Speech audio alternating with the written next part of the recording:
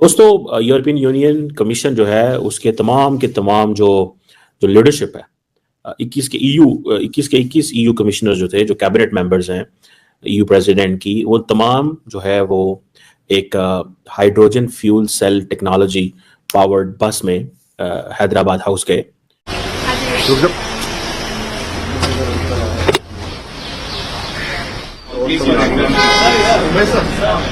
यूरोपीय यूनियन के 22 top leaders of Europe, इन लीडर्स ने इंडिया का विजिट किया और ये 22 टॉप लीडर्स भारत में हाइड्रोजन बस पर ट्रेवल करते रहे। है ना मजे की खबर, इंटरेस्टिंग न्यूज है। आप क्या कहेंगे कि भारत जो है वहां पर आप देख रहे हैं कि वो ग्रीन एनर्जी की तरफ भी जा रहे हैं, उनके यहाँ कई लोग विजिट कर रहे हैं, जिसमें यूरोपियन यूनियन की जो चीफ है उन्होंने भी विजिट किया भारत को। पाकिस्तान में हमें कुछ ऐसा होता हुआ दिखाई नहीं दे रहा। बल्कि इंडियंस को बड़ा अच्छे से पता था कि किस तरह इस चीज को दुनिया के सामने प्रोजेक्ट करना है कि we are for the green energy, we are for the clean air. Tata motors और इंडियन ऑयल कॉर्पोरेशन लिमिटेड जो है, इन्होंने ये बनाई। तो जब वो हैदराबाद हाउस के सामने जहां पर मीटिंग थी, मोदी साहब के सामने पहुंचे उनसे मिलने के लिए, तो पीछे उस बस को भी देखा जा सकता था, हाइड्रोजन बस पर, जिस पे वो वहां पर पहुंचे थे। अब देखें, ये एक बड़ी मैसेज है, भारत की तरफ से ये मैसेज है। वो किसी आम गाड़ियों में, बड़ी लेविश मर्सिडीज या वो उस रोल्स रॉयस में उनको बिठाकर ला सकते थे, लेकिन हम कहाँ हैं? मुस्लिम उम्मा कहाँ है? अरब लीग कहाँ है? Don't exist.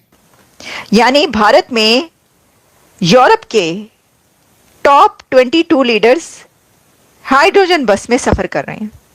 आप ये देखें, कैन यू इमेजिन? देखें, ये जो बात कही जाती है ना, हाइड्रोजन बस और एनवायरनमेंट को अच्छा करने के लिए, पहले कभी ये एक क्या कहते हैं, क्लीशे होता था, या पहले कभी ऐसा कहा जाता था, ऐसा समझा जाता था कि ये सब कुछ वेस्ट के पास है, ये बातें वेस्ट में की जाती हैं, ये यहाँ की मगरिब की बातें हैं। जो पोल्यूशन की बात की जाती है उसको खत्म करने की, वहां पर देखो कौन सी अब उन्होंने नई चीज कर ली, अब ये वाली इनोवेशन आ गई, अब ये जदीद वो चीज आ गई। अब आप ये देखिए कि यूरोप के लीडर्स, टॉप 22 लीडर्स कहां पर सफर कर रहे हैं? भारत में। और किस पर सफर कर रहे हैं? हाइड्रोजन बस पर। तो जब वो हैदराबाद हाउस के सामने जहां पर मीटिंग थी, मोदी साहब के सामने पहुंचे उनसे मिलने के लिए, तो पीछे उस बस को भी देखा जा सकता था, हाइड्रोजन बस पर, जिस पे वो वहां पर पहुंचे थे। अब देखें, ये एक बड़ी मैसेज है, भारत की तरफ से मैसेज है। वो किसी आम गाड़ियों में, बड़ी लेविश मर्सिडीज या वो उस रोल्स रॉयस में उनको बिठाकर ला सकते थे।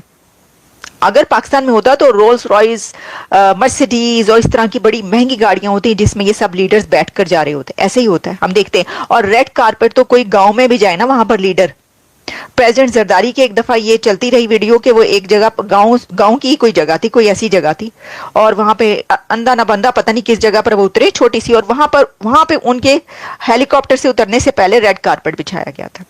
ये देखिए, ये अपनी अपनी ट्रेडिशंस या अपना अपना कल्चर है। मैं आपको कल्चर की बात बता रही हूं। भारत ने कल्चर अपना कैसे एनहांस किया है, कैसे एक्सेल किया उसके अंदर, कि वो इसको ले गए हैं एमिशनलेस, कार्बनलेस, एनवायरमेंट फ्रेंडली, और इस तरीके से अब वो दिखाते हैं इसको। ये मैसेज है ना, उन्होंने कहा जी ये जो टॉप लीडर्स आए हुए हैं इनको हम हाइड्रोजन बस में लेकर जाएंगे। तो हाइड्रोजन बस में, वो तो हर तरफ ये खबर चल रही है, जब ऐसा नजर आएगा होगा तो ये होगी ना।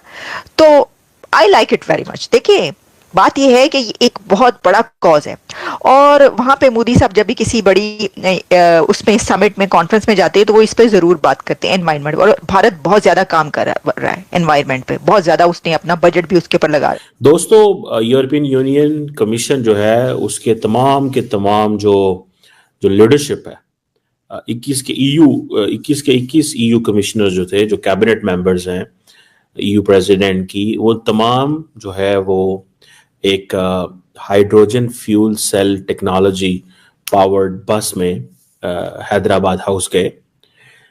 इंडियंस को बड़ा अच्छे से पता था कि किस तरह इस चीज को दुनिया के सामने प्रोजेक्ट करना है कि we are for the green energy, we are for the clean air.